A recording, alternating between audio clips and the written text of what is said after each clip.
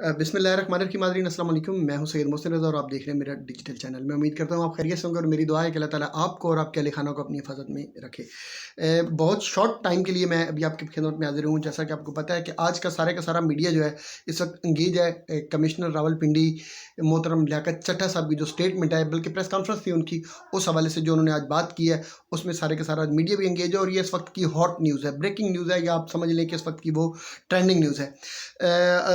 Actually हुआ क्या है कि लियाकत चट्टा साहब जो हैं वो आपको पता है कमिश्नर हैं रावलपिंडी डिवीज़न के। जब हम डिवीज़न की बात करते हैं तो यकीनन इसमें रावलपिंडी है, इसमें जेएलएमएम, मरी है, अटक है और इसमें चकवाल तक सारे मामलात आ जाते हैं। वो प्रेस कॉन्फ्रेंस करने के लिए सुबह आए तो उन्होंने कुछ ऐसे खौफनाक किस्म के इंकशाफात किए जिन्हें देखकर वाकई एक दफ़ा तो दिल बैठ भी जाता है और एक अजीब किस्म का इंसानी बॉडी पर एक लर्जा तारी हो गया था जब उन्होंने अपनी बात स्टार्ट की। खासकर तो बहरहाल उन्होंने सबसे पहले तो जो उन्होंने बात की उससे लगता था कि ये बंदा मौत से बेखौफ है, इसे आपको डर नहीं है और बिल्कुल एक एक्सट्रीम लेवल पे जाके ये कर रहा है। इसमें दो तरह की अब चीज़ें आ रही हैं।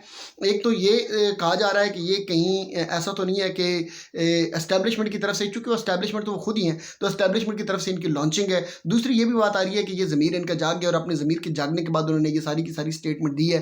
अब इस स्टेटमेंट को दो तनाजुर में देखा जा रहा है कि आया ये स्टेट जो इलेक्शन हो चुका है 2024 का, इस इलेक्शन के लिए ये ठीक साबित होगी या ये गलत साबित होगी।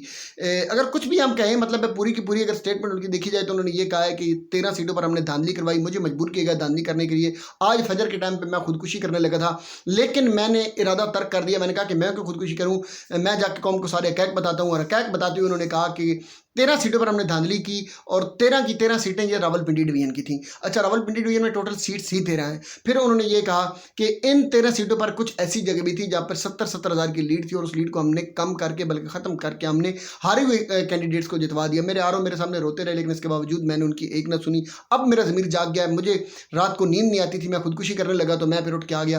तो मेरा ज़मीर जाग गया और मैं ये बता रहा हूँ कि इस इलेक्शन में मैंने धांधली की, मैंने अपना बोझ उतार दिया। बेशक पुलिस मुझे अरेस्ट करे और मुझे जो भी सज़ा देनी है मुझे सज़ा दे दे।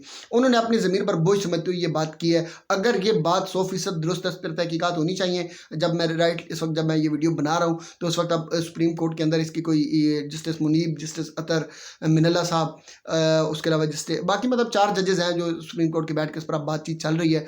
उसके आगे जो भी स्टेटमेंट आती है, बारह लगता ही है कि अगर ये चीज़ें ठीक हैं तो फिर और लोग भी बोलेंगे, और अगर और लोग भी बोले तो 2024 का इलेक्शन कंप्रोमाइज़ हो जाएगा और मुमकिन है रीपोलिंग की तरफ चला जाए। पूरे का पूरा इलेक्शन ही 2024 का, हालात जो भी होते हैं मैं इंशाल्लाह आपको अपडेट करता रहूँगा। दुआओं में याद रखिएगा, अपना ख्याल रखिएगा। अल्लाह ताला मेरा आपका हम सबका हामी नासिर व अस्सलाम।